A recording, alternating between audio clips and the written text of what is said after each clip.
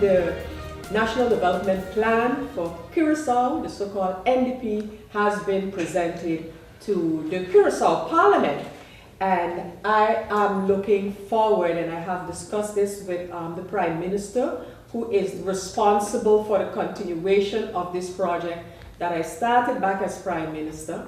And I am looking forward for that process to be completed as soon as possible, so that also the National Development Plan for St. Martin, which started several years ago, which was done according to the book in terms of how do you go about developing a national development plan according to the UNDP experiences and expertise, is by having the involvement of the population. And we have gone through many trajectories to ensure the involvement of the population in coming to a national development plan for St. Martin. I think that this will fit perfectly into the so-called financial stability and continuity that, amongst others, the CFT has referred to when they looked at the budget 2016 and the fact that the multi-annual numbers are also in this budget. And they expressed, and now I'm paraphrasing, the wishing that there could be at least some continuity where this matter is concerned. And I think fitting perfectly in that framework would be a national development plan. What are the plans for our country in all of the different areas going forward? How do the people think about these plans? What was the input given by the community into the national development plan for St. Martin? And as I mentioned before, this plan, once finalized, is to come to Parliament, will be subjected to a debate in Parliament, and once approved, at least you have a plan going forward, and it does not seem as if a government is ad hocly doing things. So I am a very, very strong proponent of having such a plan where all of the different challenges, opportunities are described. And of course, Rome was not built in a day. Neither would we be able to achieve everything that this country not only needs, but also would like to have in a day. But at least we can plan it going forward, and people will know what's next. What comes after the first set of programs and projects? What are the priorities? How do some of these things fit into each other? So again, I am really looking forward, and I know that Prime Minister Marlin is adamant about completing this process as well, so that we too can boast of a national development plan for St. Martin. I have seen, in fact, I am in possession of a copy of the one of Curaçao, and I think that's the way to go. You know, that's a kind of a framework, of blueprint that you need going forward.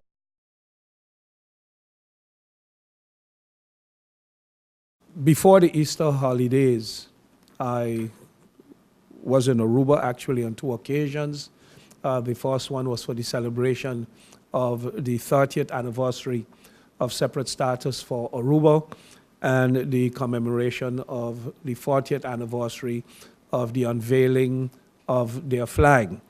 It was a well-attended event. The cultural and official presentation was a tremendous display of nationalism and patriotism, the special songs that were written for the event, and actually, having a review of where Aruba was, where it came from, and where it is heading.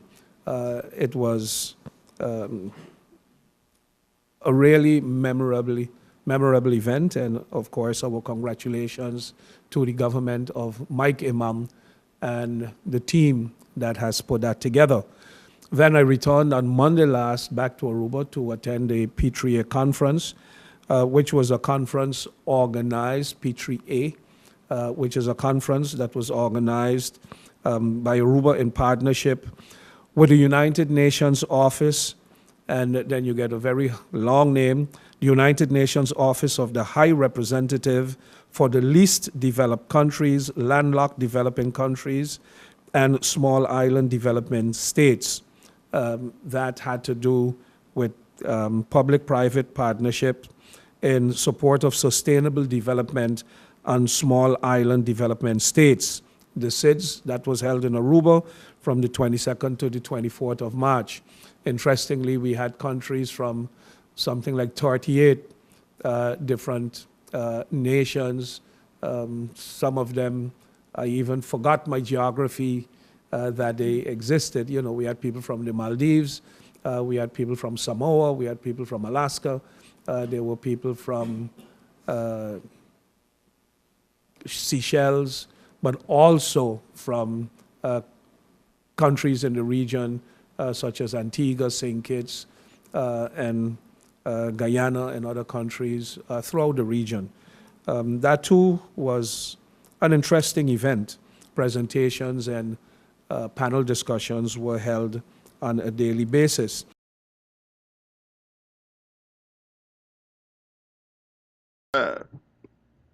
In other countries, you talk about soil change. In other words, you know, you're going to excavate and move a certain amount of soil to do whatever, and with whatever consequences there is based on. We really need to explain, you know, how far, you know, to what extent this could happen.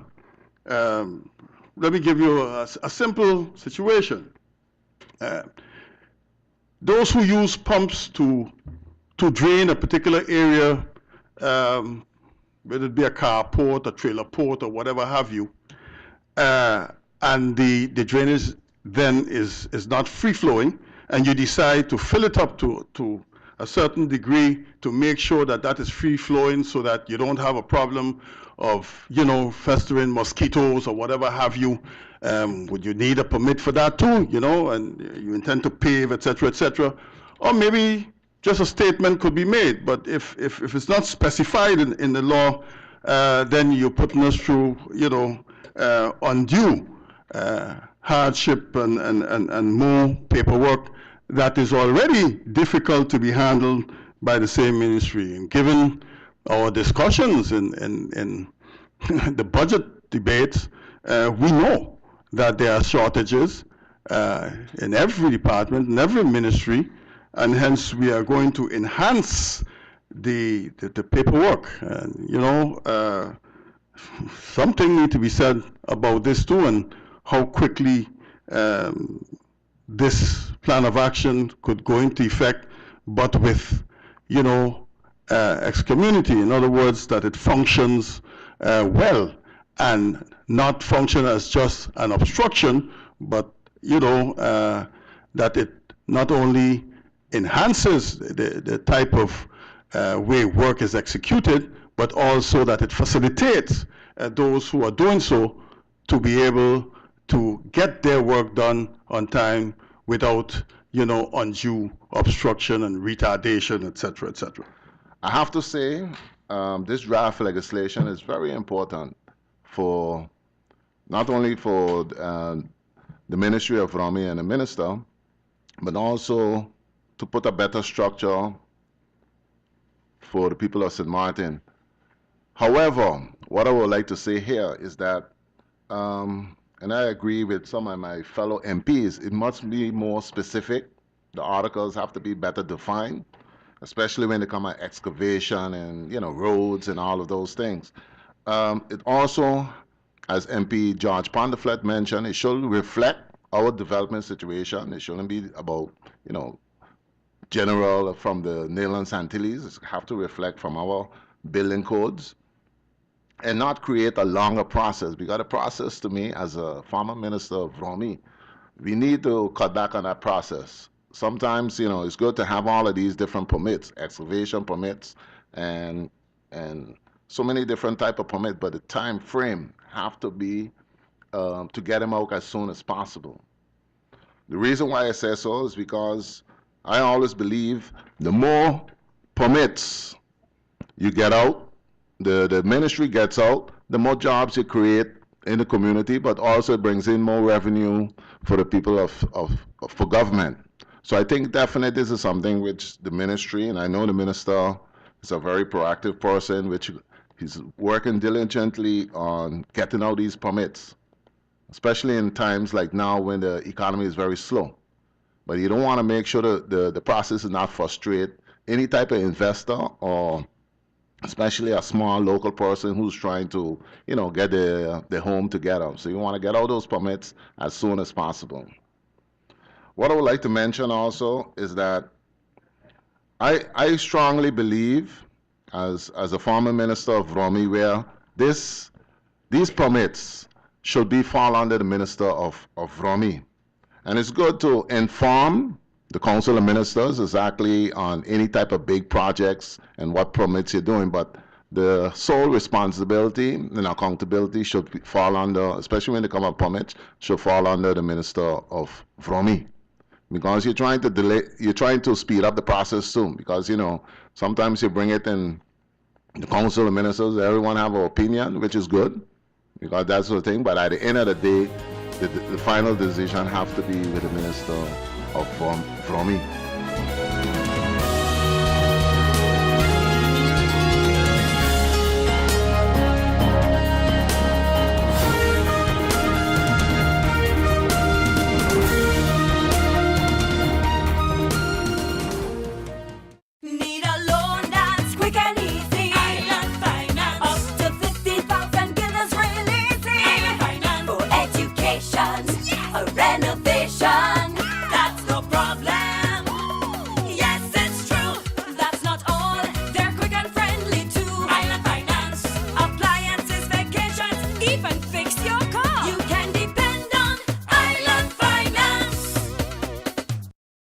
Telcel Night of the Hitmakers. Telcel Night of the Hitmakers. Saturday, April 23rd, 2016 at Carnival Village. Featuring Tsunami.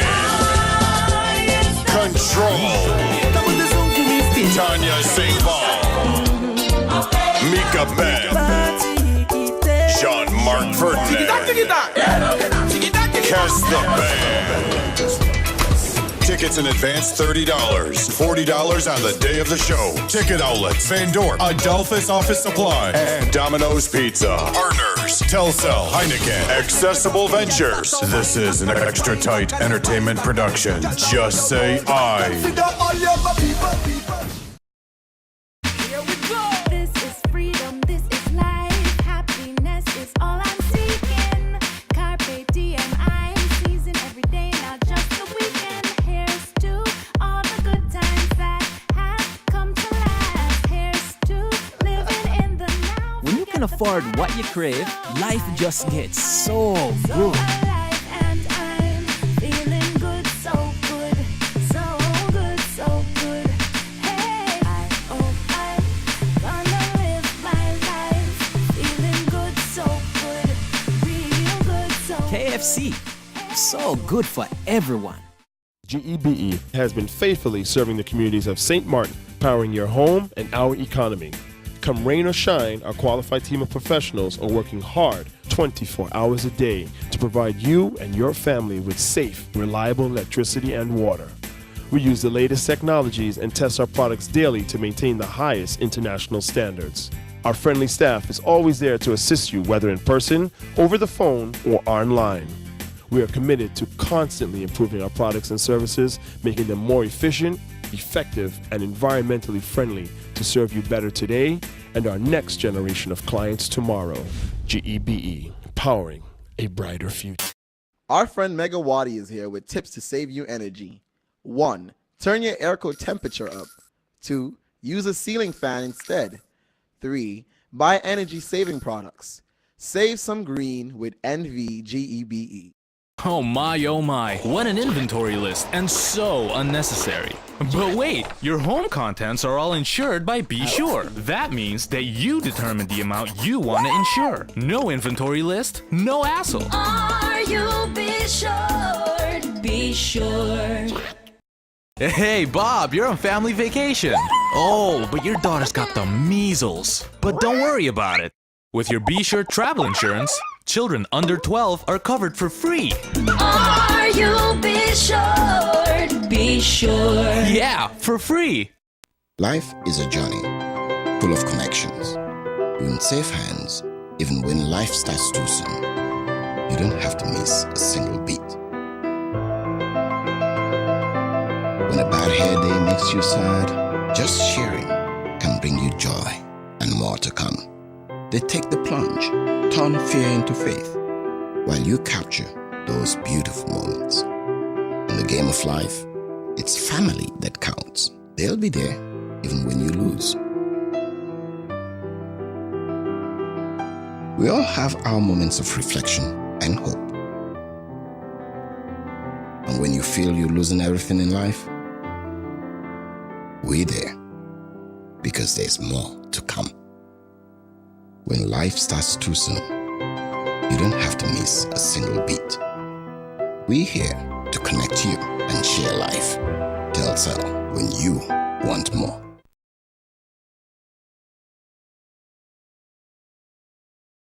Should get medical insurance, and that you are, I think, in consultation with some insurance company that can provide affordable packages. What about SZV? Can't SZV provide those affordable packages to independent workers? So, number one, let me clarify a couple points. I think that having health insurance is an important part in anybody's, in their life, in planning, right? So I spoke to a number of people. For example, I spoke to a taxi driver who said they don't have health insurance. What's SZV going to do for me? And I said, look, I understand. So the process of SZV being able to offer individual policies would require some changes in there from a policy side. And that will take time. It's something that we're looking into as we're looking at the whole SZV structure in general. But regardless, and this is what I explained to the person as well, is if something happens to you, what you're doing is in reality putting your entire family at financial risk, because if you encounter a medical condition that requires you to spend a significant amount of money, either you're going to end up burdening the government or your family is going to take the financial hit.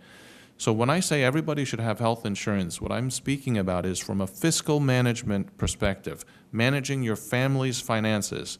It's the right thing to do to make sure that you have health insurance.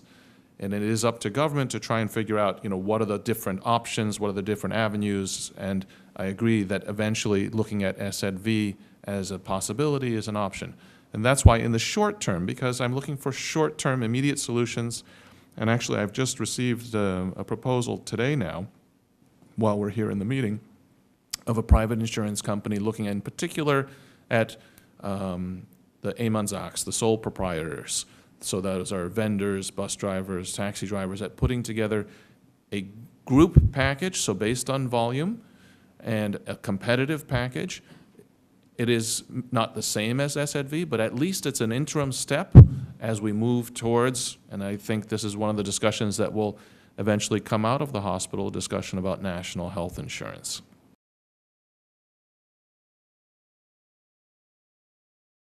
So the opening is the 14th, and then we get right into the big shows. So the next day, the Friday night, April 15th, is the Soca Rumble show. This is its second year, Soca Rumble. Soca Rumble takes our island's best soca singers in the groovy and the power category, and they go up against each other. Now this show, I mean, if you want to talk about national pride and love of our own artists, you have to come to this show. It's a local show, so the price is not expensive. Come out and support your local artists. I mean, the music that our local artists are doing now is on a level. It's regional. It's that good. Maybe you mightn't know it off the top of your head, but whatever you could mention, who are some of the big artists who will be in that show? Okay, some of the big artists will be like the Mighty Dowers in it this year. You have Fish the Mega Boss, who's a Calypso King, come over, and he's doing soca now. You have, of course, the young gunners, I like to call them. That's Magic, King Verse, King James. You have Shakia singing in it too, who's also a Calypsonian. Don't want to miss out nobody, because when they catch me, it's gonna be a problem. You can blame it. We have the reigning soca monarch, Rick Fox. Ricky the Fox, as you know, he's one of the greatest entertainers on St. Martin. Then we have some new ones. We have Yome Domoy. So we call Coach. Coach singing about his third leg. What crutch? He's singing with a crutch. So that would be good. I mean, and I love so much of these songs. They're really good. We have Lady Empress, or Ebony Empress, sorry. Oh man, so much. Anybody else that pops out right away? We have Kenya Bailey, which is a local St. Martin. He lives in the States, but he's come down. We have, of course, we have Baker Jr. in it too, Lady Baker in it too. Just trying. Timo from the French side. Yeah, Timo is the reigning groovy soca king. Oh, okay. Soca monarch. He's the reigning one from Soca Rumble. I haven't heard any no new music from him, so being on the outside, I don't know if he's going to perform or not. But I haven't seen him on the posters or anything like that. But his song last year was the winning song. Yes. So I guess maybe he tried to put a little surprise on us about that. You never know. But some great songs. Yeah. And then after that, you have what else? Then right after that, we get into the Caribbean Flag Fest, which will be the Saturday. This was a new show last year, also along with Soca Rumble. It takes bands from different islands in the Caribbean and they go up against each other. Not in a direct clash, but they put on a show like none ever. And the reason it's called Flag Fest is because last year you saw when the Dominica band was on stage, all you saw was Dominican flags. Yes. When you saw the St. Martin flag, people showed their pride. Anguilla, all of these different ones. So I can't wait for that show. It's going to be a long weekend that weekend. So that show is it's not a competition show. Not necessarily, but let's get the crowd hype and let's really fly our flags. The people said will be the judgment and say, well, my band. Yes. I mean, you can't get away from that. You know, we're very opinionated, St. Martin, so you will hear the next day which band was the best band.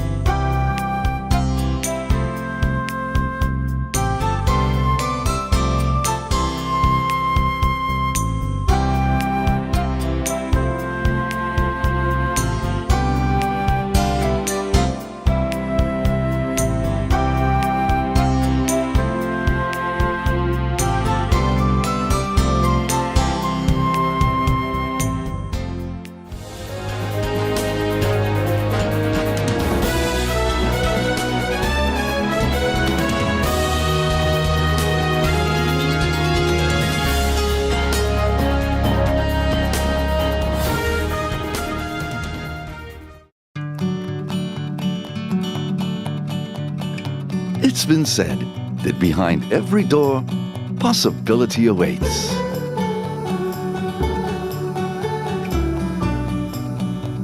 How much possibility depends on which door you open first.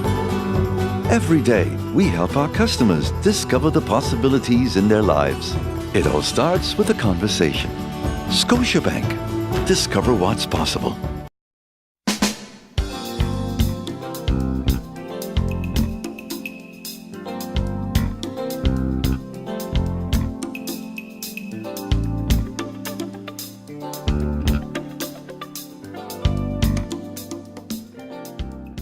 One, 2, 3, 4.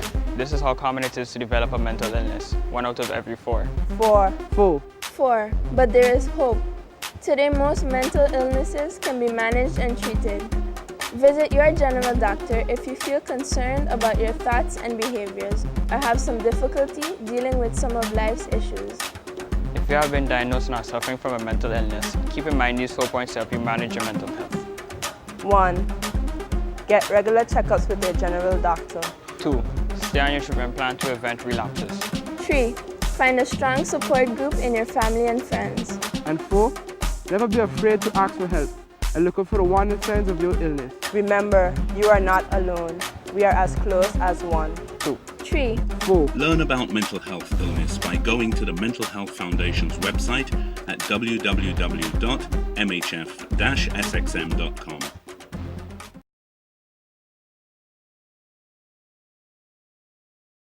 Statement that made headlines in the Daily Herald newspaper today, Wednesday, March the 30th. The headline said, JetBlue not stopping service to St. Martin. JetBlue is indeed dropping its daily San Juan St. Martin route due to underperformance of this route. The service will cease as of May the 3rd, and JetBlue did indeed announce this service cancellation. However, I must state that JetBlue's other services, the JFK Boston service, did not cease their operation. The airline will continue these two services and presently are conducting its due diligence considering in the introduction of its Mint service, which is being offered to the other Caribbean destinations on the JFK St. Martin route, which is presently flying to St. Martin. The airline Mint service includes the top-notch stylish seats with the option of massage, special check-ins, early boarding, non-stop entertainment on board, menus, complimentary board fly service, Wi-Fi, and this service, which is being offered to the other Caribbean destinations, we are exploring the possibility of offering this service as well on the JFK St. Martin route, which will enhance the experience of these customers coming to the island. JetBlue is presently conducting their due diligence, and we, this ministry, together with the Tourist Bureau and the stakeholders, are conducting our due diligence as well to see if this service is profitable and for us to continue to service the route that is presently flying from the JFK to St. Martin. I had a meeting with Mr. Dave Clark. He's the Vice President Network Planning on March the 23rd to explore the possibility of servicing the St. Martin-Fort Lauderdale route. This request was accepted with great interest, and Mr. Clark has invited us for an in-person meeting where we can further discuss the options and possibilities of exploring this route together with the airport and the stakeholders. So I must say that we are in conversation with JetBlue. We do have the service, and we are looking at other options in getting the Fort Lauderdale St. Martin service as well in operation.